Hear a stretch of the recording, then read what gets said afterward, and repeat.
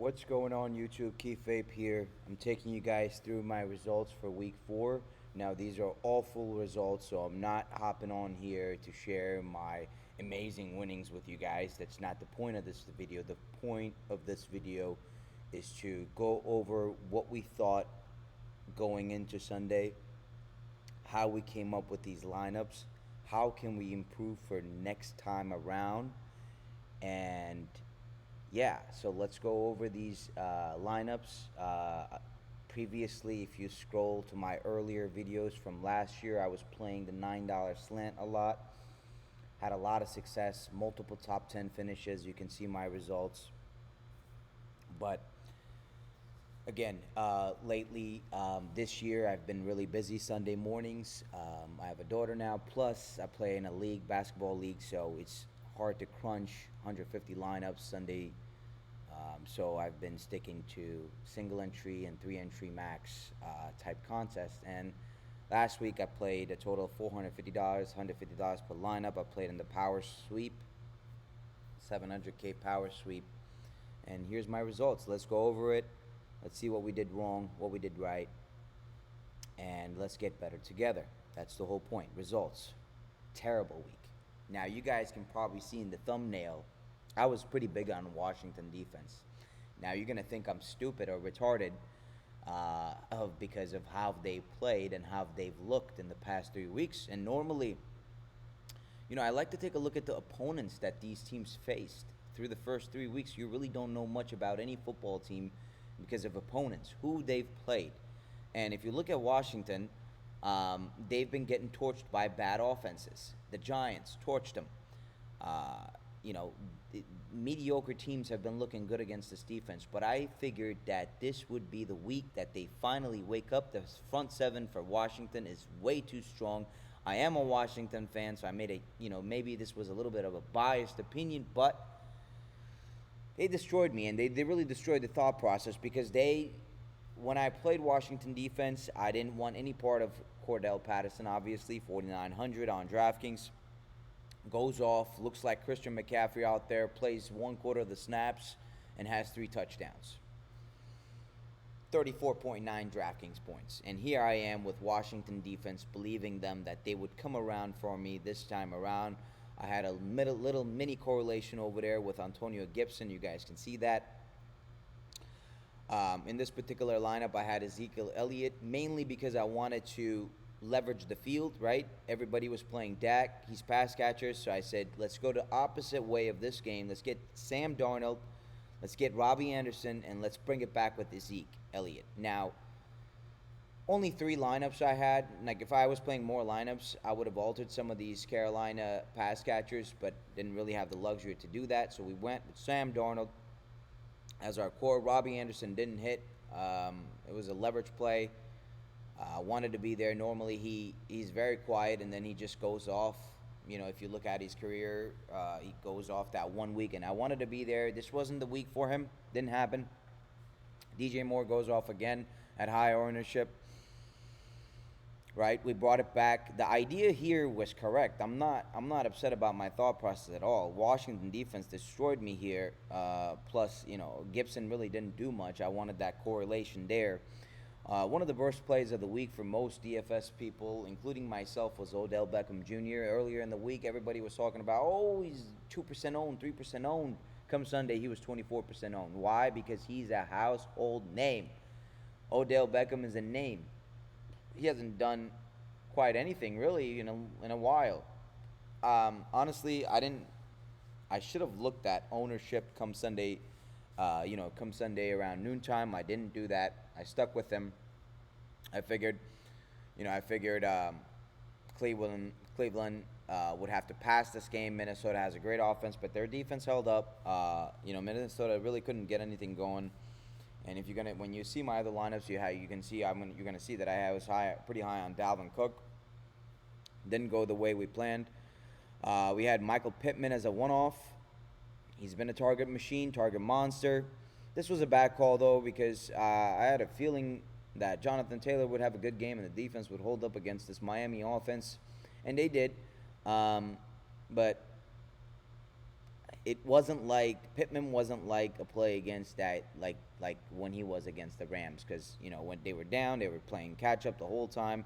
Wentz was injured coming into Sunday. This was not a good play by any means. It was a low ownership play, price play, whatever the hell you want to call it. It didn't work out. And then we had George Kittle. I got nothing to say about that. You're gonna hit and miss. I mean, he was low owned, right? It's fucking George Kittle, 5,900, great price for a tight end, or of his caliber rather, right? And he's ceiling. Cortland Sutton in this lineup in the flex as a one-off as well. That didn't really work out for us. He's been playing great, but of course, the moment I decided to play him, he did not. But they lost Jared Judy, plus they lost somebody else. They also lost KJ Hamler. So,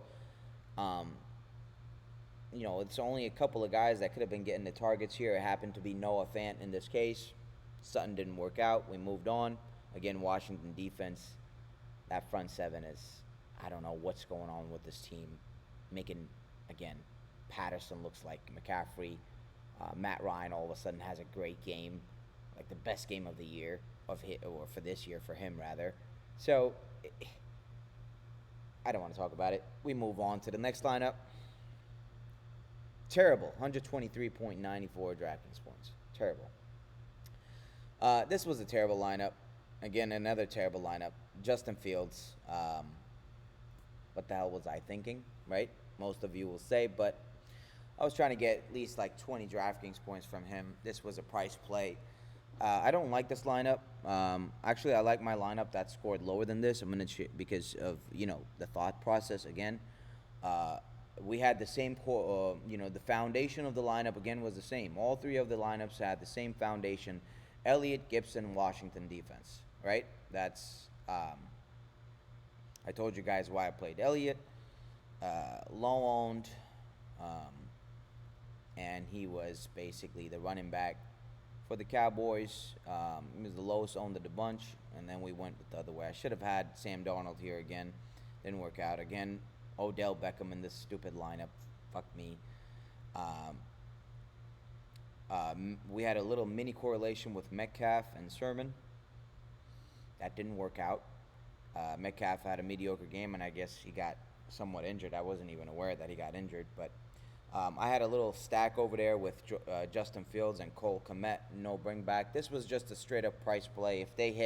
Even if Fields hit 20 DraftKings points and Kmet gave me 10, we could have had some studs around this lineup to make it a good one. It didn't happen.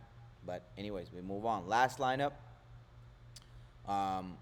Zach Wilson. Okay. This was strictly a strategic play. Normally, if I'm projecting a quarterback that Zach Wilson is mobile, but isn't as much. Normally, if I have, or he hasn't attempted too many rushing yards this year, anyways. But normally, if I'm pairing a stationary quarterback, if I'm trying to pair him with these pass catchers, I'd like to have at least 2 pass catchers. This is where I kind of messed up in this lineup. Jamison Crowder he had just gotten back. He had a great game. I should have played Corey Davis, kind of the revenge narrative. Didn't happen. I didn't do that in this lineup. Should have been a double stack and a bring back with Derrick Henry possibly, and we did not do that in this lineup. So I heard us. Dalvin Cook.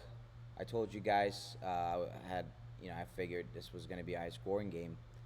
Sanders. Playing against Kansas City, right? Up-tempo game. Normally, a lot of running backs have ceiling games against the Chiefs because they put up points and the other team has to put up points. So that's how that goes. Curtis Samuel was strictly a price play. Nothing more than that. That didn't work out. Devontae Adams, my God. That was terrible. Alvin Kamara. That didn't work out. No touchdowns. So, yeah, this was a tough week for us, guys. But, I think looking at this, obviously my lineup that scored the most in my head today makes the most sense in terms of, putting together a good lineup. We just didn't hit on um, DJ Moore. But we had the other core plays right, which was Sam Darnold and Elliott as a bring back. Next week, I'm thinking about doing the same three lineup idea again. And this time, I'm gonna I'd like to build my lineups around a foundation, possibly one or two games that I'm quite confident about, and I like to correlate and mini correlate lineups from there. Thank you guys for tuning in. Let me know in the comments section what you guys think about my thought process. How did you guys do? Please share with me. I'm like an open book. Let's go over it. Let's get better together. This is the whole point of this video, just to discuss it, my strategy, what I did wrong. Obviously, a lot of things I did wrong. But I don't want to just share my good results with you guys. I've had top 10 finishes out of 30, 40, 50,000 people. So, we're going to have bad weeks. We're going to have good weeks. We'll get them next week. All right? So stay tuned, guys. Thank you. And keep vape out. Peace.